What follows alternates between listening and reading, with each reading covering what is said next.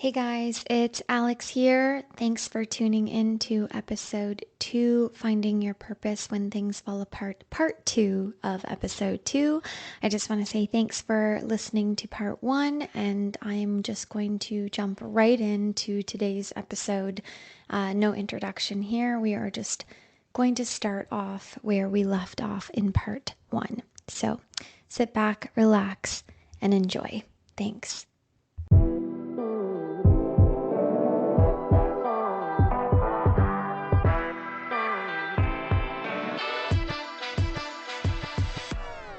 All right, so we're back here. I was just taking a pause there because honestly, talking about this is not easy for me. It's not something It's a heavy topic. It is, and I obviously, there's a lot of layers to this and a lot of years and years and years and different things that happen for you to experience certain emotions and reactions. I have a quote here I actually want to read, and I think this is a perfect time, and I wanted to mention it. Like, basically the theme of my life is learning how to respond instead of react. Learning how to take a pause and feel what I'm feeling, because I grew up with extremely bad anxiety. I am a high functioning anxious person. I have some depression in there as well. I had a lot of stuff happen in my early 20s and late teens that had caused me to be very reactory in certain situations that triggered me to feel like I was being backed into a corner, or when I had put on the spot when I told you I have to this day a struggle with not feeling good enough, that when those moments would show up, specifically in my career, I would be very triggered by that, and I would react very defensively. I would justify every decision, every thought I had. So the quote I have in my notes here that I try to remind myself is, one of our greatest freedoms is how we react to things. And I like that. I know that a lot of things that happened while I was at this company, I was really not realizing how harmful, or maybe I did realize, but I didn't want to admit it because I had so tied my identity and ingrained my purpose into this place that the thought of not being here, I couldn't even fathom like what life would look like not having this job. I'd finally found a job that like suited me and what I wanted to give back to the world. I really believed in the product. You're really touching on the purpose. You're also getting paid properly for it. Absolutely. I was making more money than I had before. Yeah. It's hitting all of those really sensitive things for you. Yeah, I was being validated identity. In some ways. I was again sacrificing so much. We're in a dominated industry. I'm a female that looks a certain way, so people are judging me already that she must not be that smart. She's only here because of this. Yeah, it was my biggest stereotype, like the dumb blonde. I remember I'd been called bimbo. Ditzy in the past, because when I get nervous, I get really talkative and I get really excitable, and that can come across based off of the way I look as being a ditzy, dumb person. So I was in positions here at this job where I was absolutely in like a manager role or in a higher role where I was starting to have respect, and I lived very much every single day in my masculine. I was How could you not in that industry though? Like, you almost need to be hyper in your masculine to even survive as a female. And every woman that I'd looked up to, which wasn't a lot because I was surrounded by men again, were very masculine women. Like, and I don't mean masculine as like looked butchy. Like, masculine is just the energy we're speaking about. Yeah, it just touches on different traits. Strong, independent, I don't need nobody kind of energy. I can handle this shit. But like the boss bitch, like I hate that term. Like, if you're going to be a boss, just be a boss. Why do we have to put bitch at the end of boss? Especially bitch? when it's specifically referring to a female. Well, why do I have to identify myself as a bitch? Well, because that's the thing. They've categorized females who stand up for themselves and actually, like, when a female starts to act like a man does, especially in the career world, they immediately are like, bossy, she's a cunt, she's a bitch. Yeah, and I used to even joke, I'd be self-deprecating or yeah, self-deprecating. I'd be like, oh, I'm just being a cunt. And I would like validate other people, Yeah. even though I was like, I'm just doing what everyone else would I'm just do. doing what I'm the men do here. I'm just keeping up with the wolves. If I was asking for a deadline to be met or expecting a certain behavior from people, it was like, oh, she's being this way. But if a guy or my male counterpart would do it, it was like people would admire him for the strength he was bringing to the table or respect him for, his position that he was in. But for women, it's like, there's this sense, and again, there is this unfortunate, women should support women. I'm a feminist. I want everyone to feel equal and supported and loved. But there's also jealousy. There's also gossip. There's also this DNA that gets cultivated in a working environment when other women start to see women be successful. It was less about let's lift each other up and more about this isn't fair. Competition. And it would cause a lot of chaos. And I started to feel like everything I did and everything I said was being scrutinized, penalized, was wrong. Yeah. And I lost my identity completely while I was working here. Mm-hmm. And I was hustling. Like, there is no doubt. I can tell you any person that I ever met while I was working here, blood, sweat, and tears went into the job. The job was the job. I did the job well. I'd said to my bosses at the time, I'd been there for a couple of years and been given a lot of raises, and that was something that I really admire, is that they really did pay well for the job. If you were successful and you scratch your back, I scratch mine, kind of thing. Yeah. I said, I'm as it should be, either be a CMO or make six figures, and I hit one of those goals of mine. And I remember thinking, CMO is the chief marketing officer. It's the C-suite. And then obviously six figures at the age of like 20 something. I was like, I'm, going to do that. And accomplishing one of those things, it didn't feel great. I thought, all this hustle, all this work, all this traveling, all this busyness that was keeping me distracted from myself. Well, we do it for the title, and as someone who struggles with the good enough and wanting to impress your parents and wanting to just have that, like, for yourself. Show my friends every time I'd come home for every wedding that they had. That you're doing good. I was doing something. Yeah, I'm making it out there, kind of thing. This culture supports people who get married or have children, and at the time... Or have careers. Well, no, that's the thing. They're not supporting career growth as much as they are supporting the traditional, like, I'm posting a photo of my pregnancy and it's getting 300 likes, and I'm, having everybody come to my wedding, and I got engaged, and all these milestones are so important. But I wasn't, I was flying home every summer to go to my friends at the time's weddings, celebrating them, spending a bunch of money, which cost me, between $800 to $1,200 to fly home for these weddings and show up and buy a new dress and all that stuff. And, for me, I had nothing to show for it from that perspective. Yes, I was in a relationship at the time that wasn't great, but I, my career was where I was going to be able to That's what you had to vouch for, kind of thing. Well, I'm justifying not having a husband or not having children because I'm so busy working in my career. And I burnt out really fast. Yeah. And then towards the end, some big things happened in 2019, which is a whole story, and I think we'll get to that, where, I went through a horrible breakup. My health went from 10 to 0. There was a lot of drama happening from the work perspective, and my character was being criticized a lot. And I was having issues with some of my coworkers, and I just felt like I didn't know how to have people see me for who I was. Like, really see my heart, all of my intentions, everything I had ever done. I really went at it with the best, well, for lack of a better word, intention, and wanted the best from everybody. I was a hustler. I was in my masculine.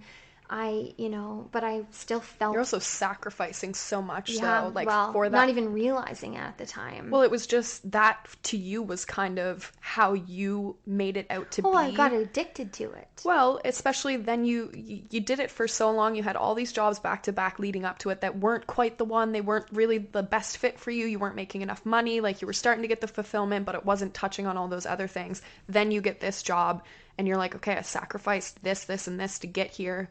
I have to keep sacrificing those things to keep this job, which of Well, course at that yeah. point you're going to want to like grasp and like have a tight hold on. Well, It's it didn't matter what was happening from like the culture side of things. It didn't matter that I was, every day I was crying that people didn't know. I'd had to take a deep breath before I went in. I'd cry every day after work and I'd say like, why do these people not like me? What am I doing wrong? And I did feel like I was living in a victim mindset. I felt like I was a piece of shit and I was being told literally by people that I was looking up to or I considered like best friends of mine that I was basically a piece of shit and I needed to get my personality adjusted. And meanwhile, behind the scenes, you're thinking like, but I am sacrificing so much of myself to be here and to show up for you, for you to make your business work. successful. And this is a very relatable topic that we're on right now at this point because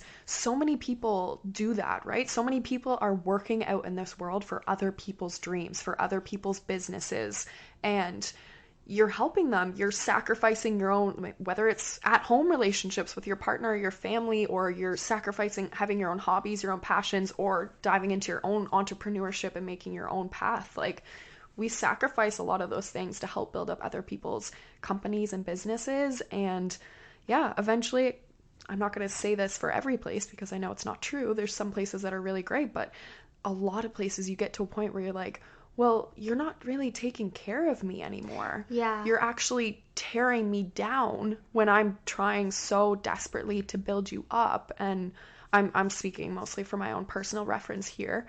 But yeah, so many of us go through those feelings where you're not getting that satisfaction out of it. I think the confusing part here is that, you know, by one token, I was like best friends with these people. I loved them dearly. I had so much respect. They become your family. So they were my family. I didn't have a huge family out there. They Especially were out there, yeah. I looked at them as like no joke, like would like kill for them almost. I cared so deeply that I lost who I was. And I tried so hard for so long to prove myself to these people, to get them to see me like really, when we can look at somebody, but do we really see them for who they are or understand them or know them? Or do you just see their job title and Right. their work It was ethic? so confusing for me because like we'd play the role as like, family, and then by the another token, it was like we took our family hats on and all of a sudden I was your boss. And all of a sudden, I'm telling you that you need to do this, this, and this. And it was confusing. It blurred that line between like, what can I share? What can I be vulnerable with? What can I tell you when we're in the friend mode or in the family mode? But is that going to be used against me when we flip over and wear our boss hat and now we're in employer mode? Coworker, and yeah. It was so, or employee coworker mode. It was so confusing for me. I'd never been in an environment like that. And I am not perfect. I fucked up a lot. Let me just put that out there. You were also still young. I was so bratty. I was entitled sometimes. I showed up and I sometimes did act bossy or judgmental. I absolutely played a part in a lot of these things. I think the difference is that when I took time to work, I really realized in that moment, like, there are a lot of personality traits that I am disclosing or showing up as coping mechanisms or trauma responses to other things. Oh, yeah. And it was in this job, which I do really, credit this career that credited me into like me understanding spirituality and waking up and actually starting my dark night of the soul journey. And I had a really wonderful mentor there whom I love so dearly. She's still in my life and she's a wonderful woman that, I starting to talk to, and we were selling spirituality, we were selling self-development, Which is we a were huge selling passion. all of this stuff. Yeah. So I really dove into understanding what that meant for me, not just because I could help the customers and actually sell the product. It was a better. personal benefit. It was a personal journey. Yeah. I started to take that, and it really hit home in 2019 when all of this was going down, when I was being criticized and hurt and I was crying, and it was just, my whole life was falling apart. Again, I ended up, funny enough, is when it first started, I ran away to Edmonton, and I decided to get away from everything here, and I decided to run back home and move back home in 2019 back to Halifax. Yeah, from everything that was going on there. I couldn't, find out again what the hell. I had gone through a breakup. Like I said, my health was just getting destroyed. I actually am a very spiritual person. Again, we will get into this in the future, but and again, this is a preface for one of our next episodes, but I kind of felt like I was predicting something big was happening, enter in COVID, and knowing I needed to be home around my family because I felt in my bones that I needed to move. And I will skip over COVID in the last 2 years and working from home and, yeah, because that's all a that whole stuff. other thing. But yeah, I just recently, this job that I had for almost 6 years that I could never imagine living without, and who I would be, and this is everything I ever wanted, and the money I was making, and my identity, and all this stuff I lost in September of this past year in 2022. Yeah. So, yeah, I'm going to interject here because this kind of lines up to where we started connecting. And obviously, so me and Alex, we met last year. This has been a short and fast friendship in the best way possible. I think it was May, around my birthday, that we met through a friend. Shout out to Carolyn. Hey, girl. Hey, girl.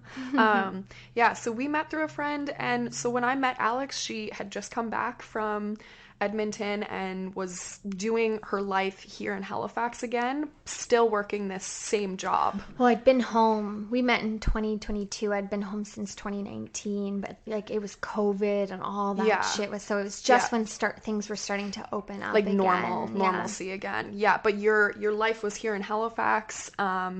And yeah, so we had met, and my initial thoughts, and I'm just gonna put this out there whenever. Yeah, she's like, give me the first impression. Yeah. But kind of everything that you've already touched on. I looked at Alex, she's a few years older than me. We have an 8-year jump between us, and I was like, that girl is goals. She's got her life together. She's got an incredible apartment. She's got the job. She's passionate about it. She gets to work from home.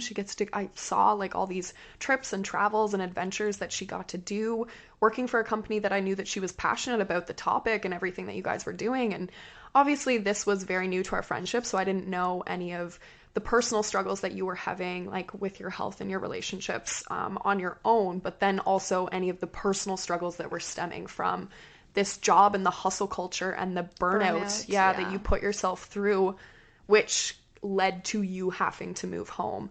So I met you around the time that you were really without knowing, you were at your lowest point probably with this job and everything was catching up.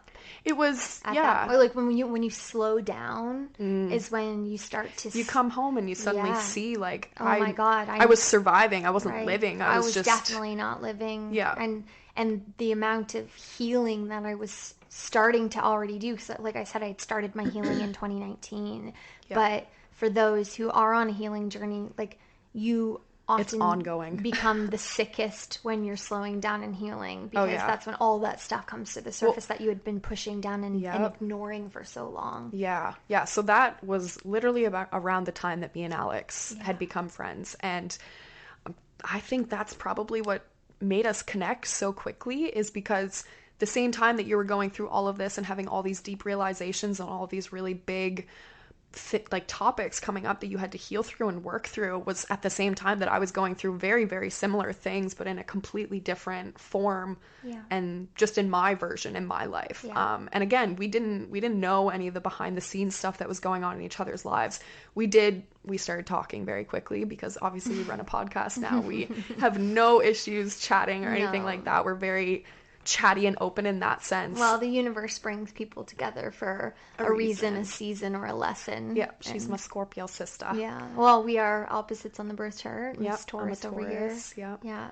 Yeah, so it lined up perfectly, obviously, and we know that because we would not be sitting here in these chairs in this room with these mics in our face, like doing all of this, if that, your whole journey and everything pulling you back home and having to go through all of those experiences and all that healing, like we would not be here in this exact moment right now if all of that did not happen. Yeah. But yeah, I just wanted to kind of preface and say, like, looking at Alex, I was like, she's got her shit together, you know? Like, she's got it all figured out. I had no idea. We wear. Yeah, right?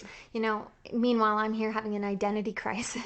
Like, things are, like, crashing and burning for... Trying to figure out who I am again. Like, yeah. It's, earlier on, when we first started talking, I talked about the midlife crisis. Like, I joked at the time I had a quarter life crisis at 25 years old, and here I am again at 33, having another...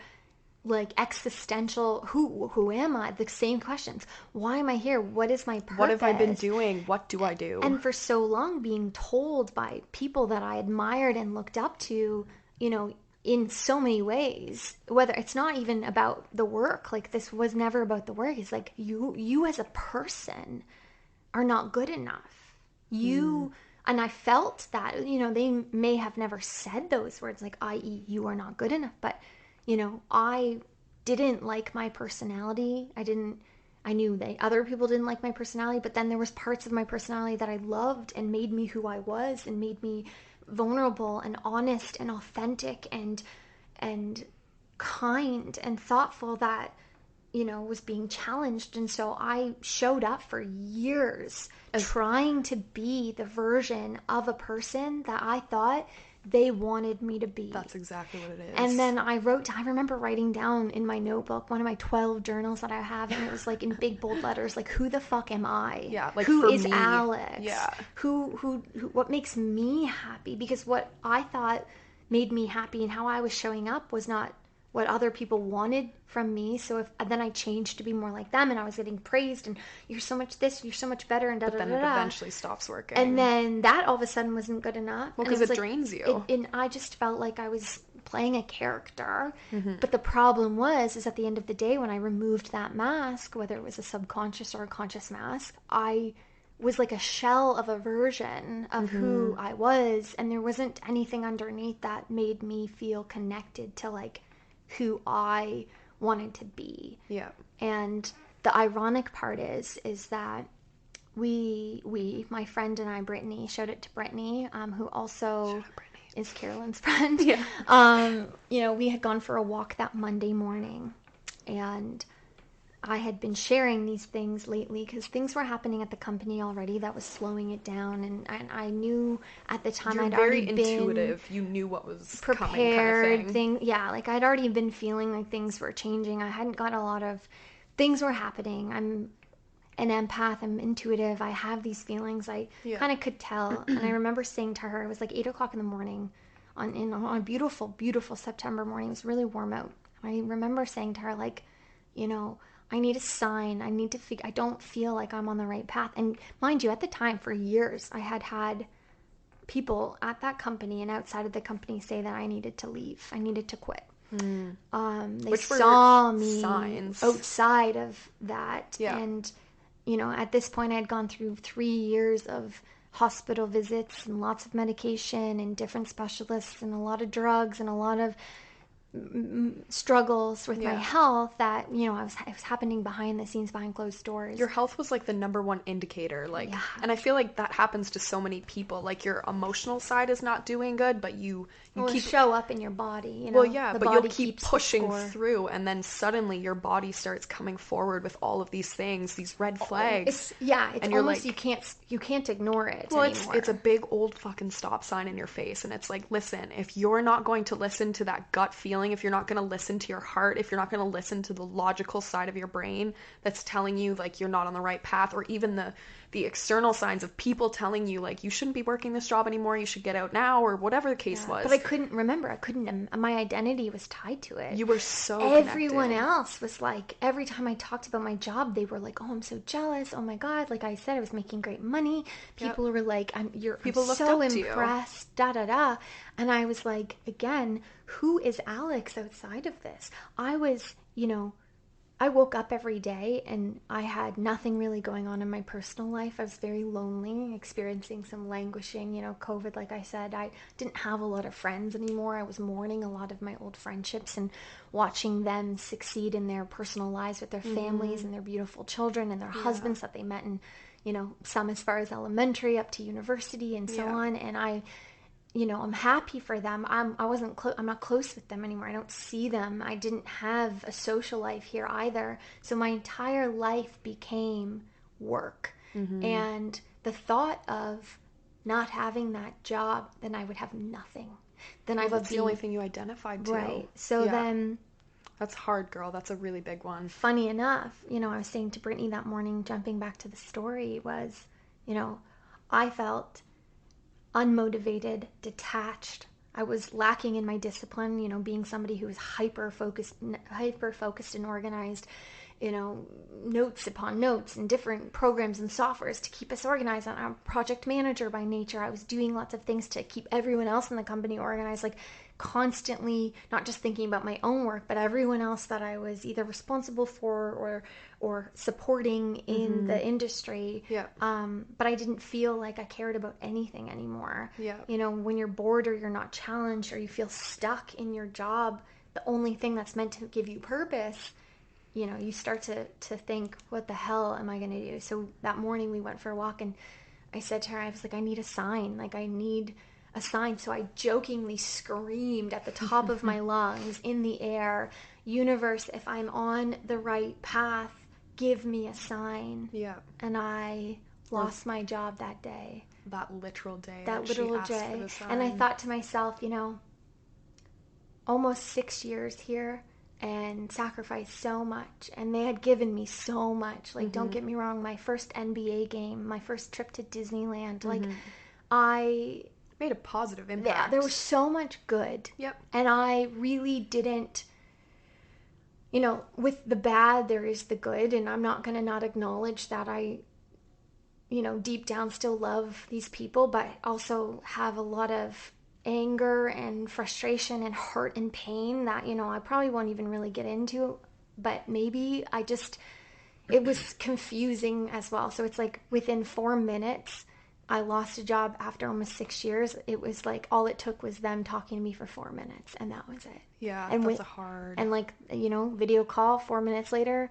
And then all of a sudden, I closed my laptop, and that was it. And everything that you just said, like, leading up to this, your whole identity, like, you had sacrificed so many years of your life, like, living over there. You even moved back home, sacrificed so much of your health, and, like, we're plummeting here, and we're really struggling, like, in your personal life, and all of that. And that's not like a direct correlation to, like, the job or the people included in the work, but it's a 50-50 in them and you guys doing a partnership together.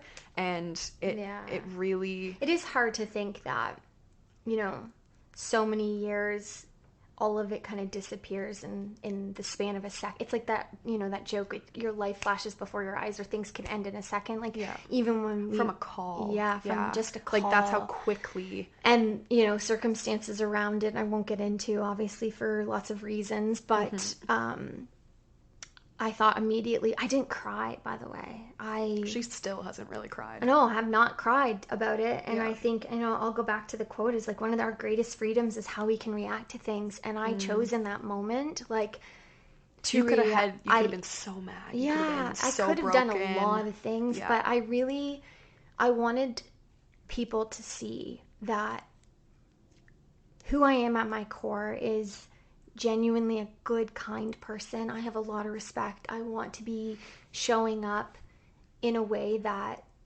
is with dignity and grace and holding my head held high. And there was no reason to be angry or show animosity. It was just my time. And I had thought back to that morning asking the universe if this was right for me.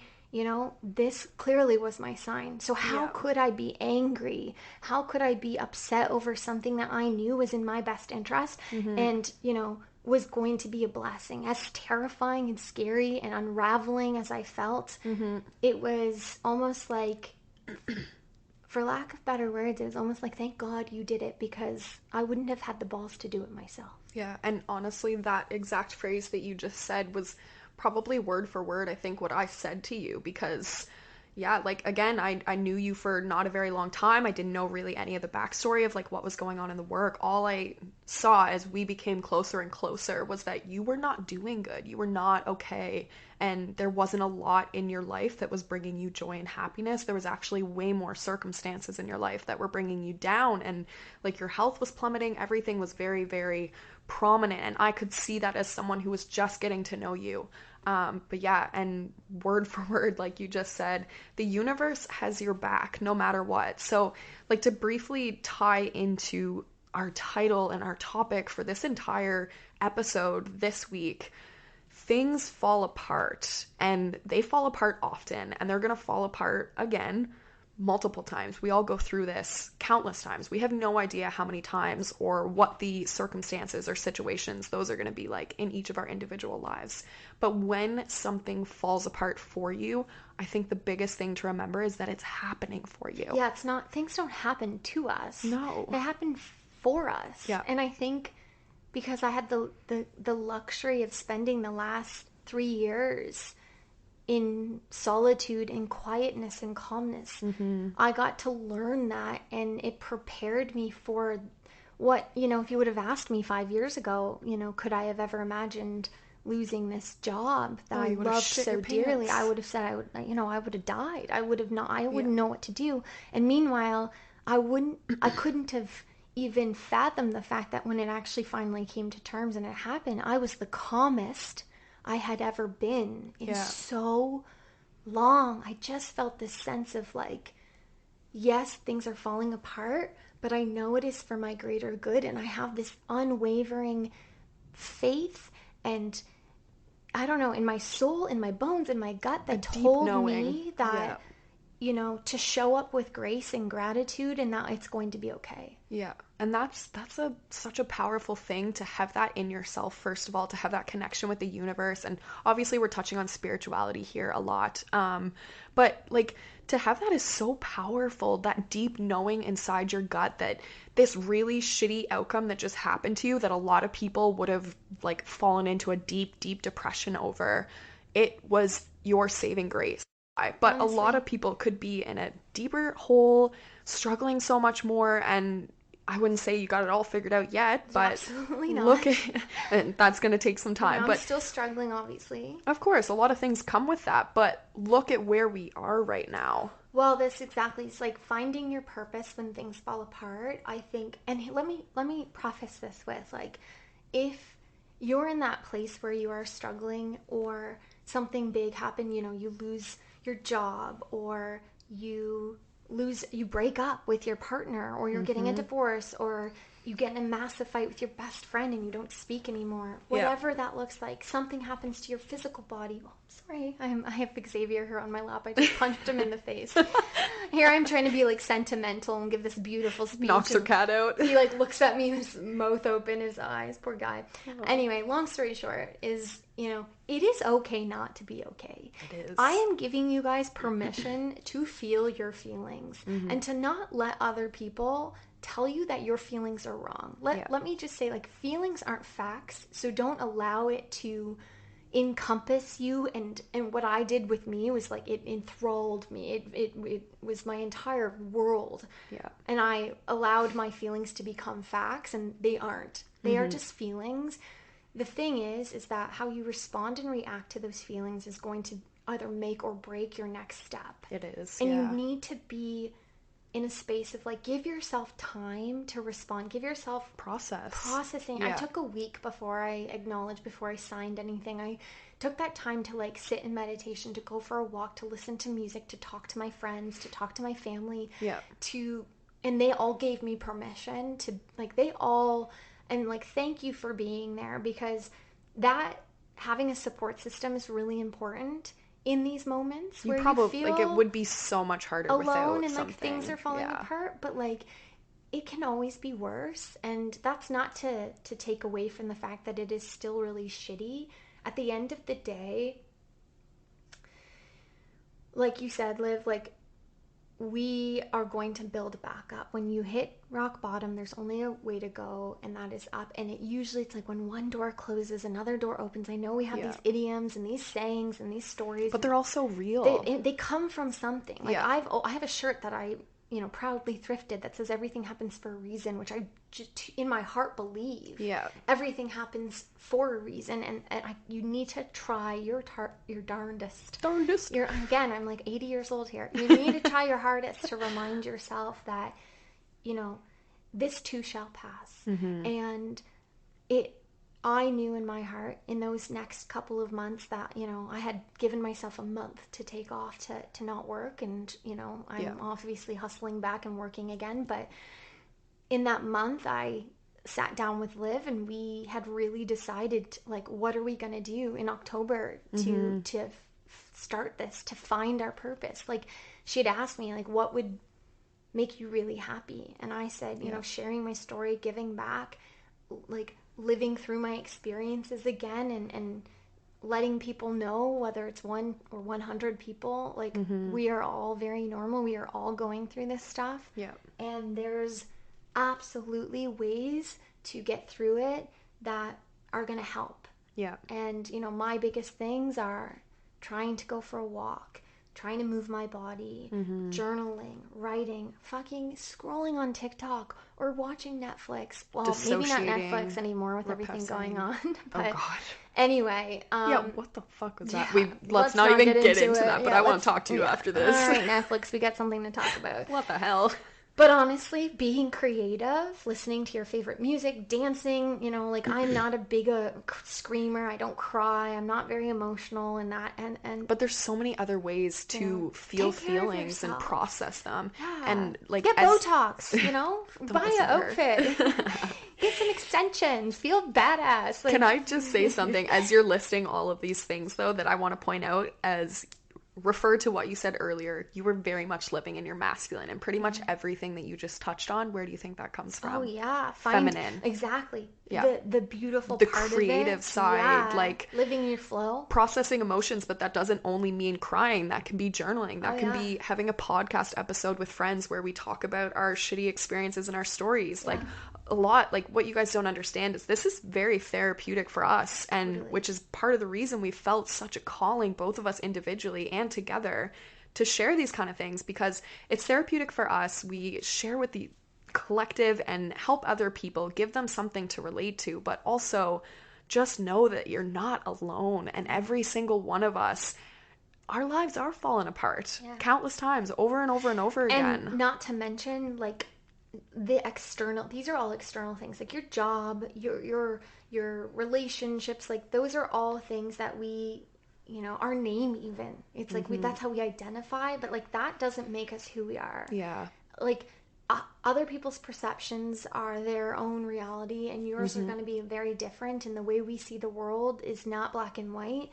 But give yourself permission to acknowledge the fact that, like, we are all going through a time right now. The economic culture, the political culture, the environmental culture, like, everything happening right now is hard. It's hard stuff. It is. And it is, on top of that, discovering mental health, whether it's anxiety, depression, ADHD, OCD, it doesn't matter. We are all struggling with the invisible things that people can't see, on top of any physical ailments or disease or whatever we're carrying in our body. Which even some of those, like, you have no idea looking at a person what they're going through. So, I made it my mission in these last few months is to, like, even though I've struggled, I had the most beautiful October, November, December from a mental health perspective. Obviously, I'm suffering a little bit now. It could also be that it's colder and I'm like starting to heal even more in different ways. Yeah. But like I really wanted to show up with kindness and grace, and I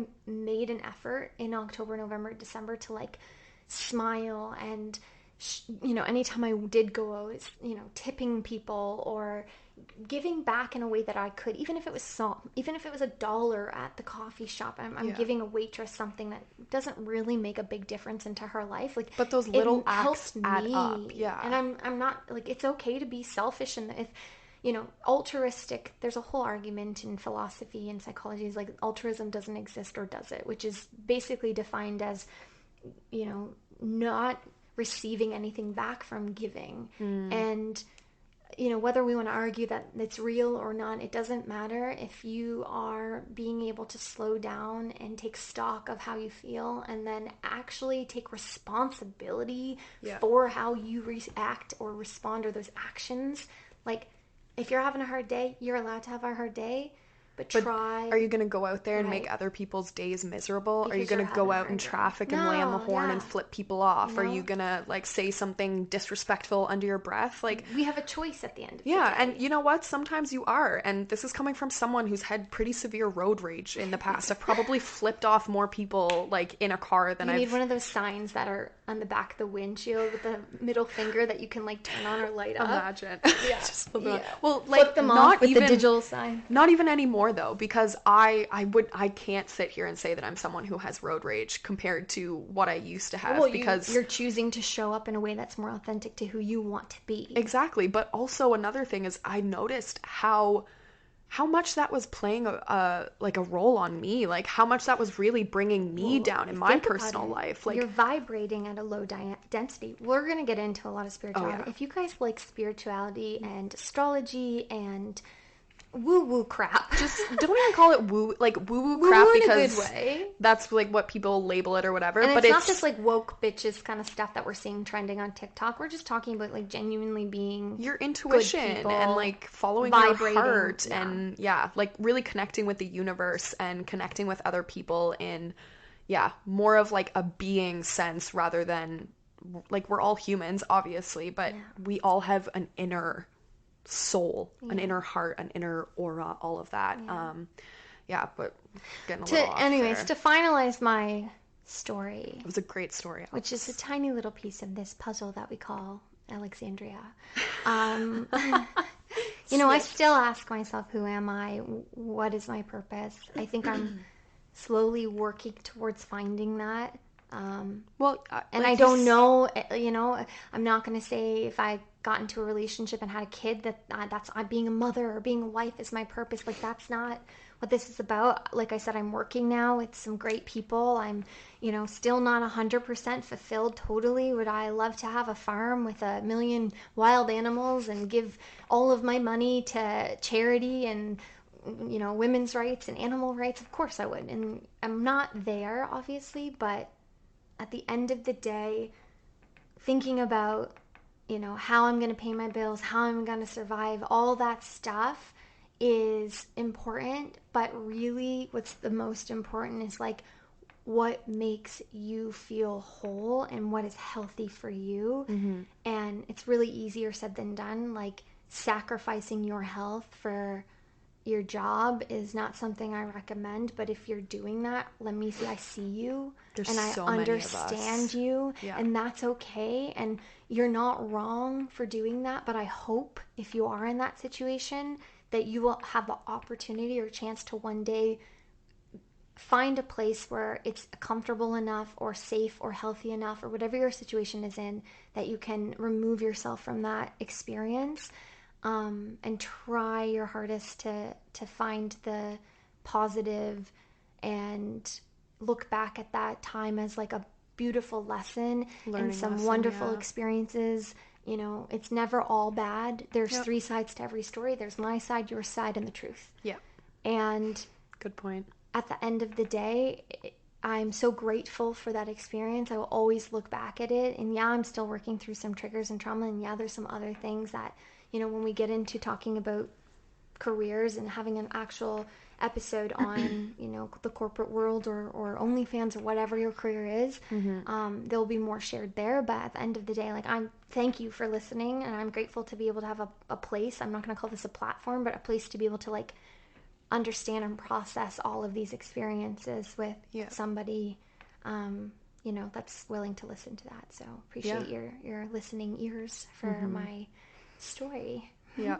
No, I think it was a beautiful story. I think you touched on a lot of really, really big topics that are not only relatable to so many different people, but like people are literally going through this right now. Do you know what I mean? Like life is, it's not always roses, and it's hard. It's really tough sometimes, and there's gonna be hopefully a good balance of the good and the bad. But if you're noticing that your life is more the bad, maybe that is your sign from the universe to take a step back and to really look at what's going on in your life and what you're prioritizing putting energy into. Maybe and this is why everyone's quiet quitting. I This is why think slow so. living is trending all over social media Well, right now. I'm ready for it to not even just be trending on social media, but to just be like the thing now. Can we all go back to like hunter-gatherer farming? Okay, not that far. I like to go through a drive-through and get takeout sometimes, but yeah, no, I totally understand that, and I think that that's really, really good. So yeah, just wanted to say thank you, Alex, for sharing your beautiful story with us. I know that that is not an easy one to go back and to look at, but at the same time, it's such a magical thing to touch on that and to talk about it again and to share it with people. Well, you are not out of the woodwork or the water yourself, because I keep doing this. I keep going closer to the mic. I'm like whispering.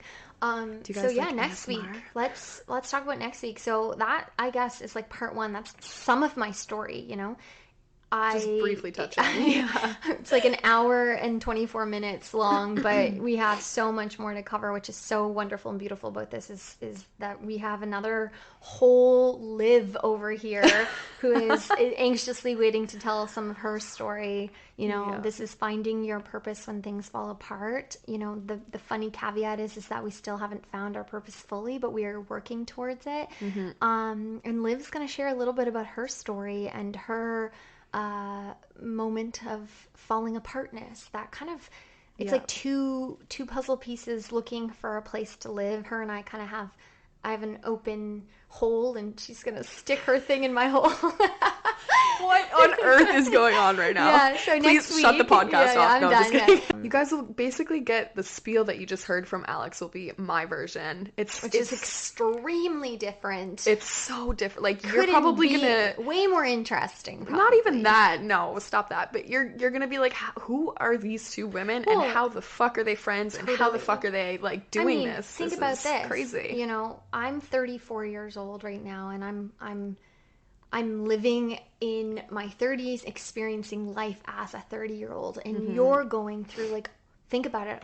My story started in Edmonton when I was your age. Yeah.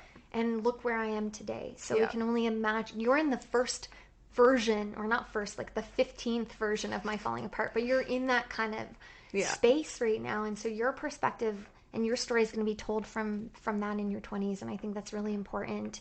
And being that it's so different than mine is so, it's just another beautiful side of It's also a good life, reminder. human being, human experience. Yeah, which all of us are so different. But it's also a good reminder that it doesn't matter your age. Like your life can completely fall apart in 180 at the age of 45, at the age of 75. Like it's going to be a really good thing to see, like, people's different stories. And yeah, I think the thing that I love the most about this is that it's your story and it's my story of us going through very, very different experiences, but a very similar experience in the sense of our lives falling apart, feeling like we're crashing and burning, and leading us to this point to start searching out in the universe and searching within ourselves to find something that brings us more purpose, that we can Finding joy. that brings us happiness, right? Like we're pretty two depressed gals. We really are. Like, what a positive note to end on. You're but pretty too. Yeah. No, Great honestly, English, too. yeah. I think what we're trying to say is the experiences may be different, but our feelings are all the same and valid and important to acknowledge. So, on that note, Thank you so much for listening, guys, Thank you, to guys. episode 2. We really appreciate you being here with us. We cannot wait to talk to you again next week when we talk about Liv's life. And yeah, everyone have a beautiful rest of whatever you are doing. This is it for Cats, Chats, and Coffee with Liv and Alex. We will talk to you soon. Bye, guys.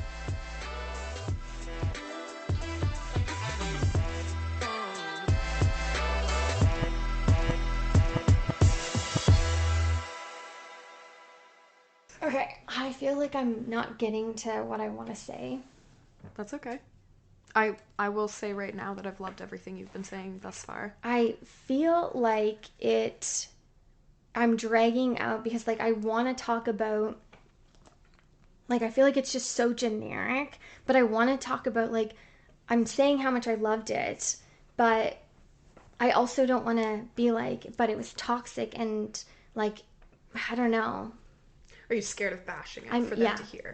I'm getting to the point where I'm, like, really, like, even admitting that, you know, we hired you because you're a hot joke thing, like, I've never said that out loud. I was going to say I was a little surprised by Yeah, that. so I'm scared now, and I think I'm like, oh, fuck off, Alex, like, you're getting into... Can I ask what your biggest, like, what do you think will come from you actually speaking up about this?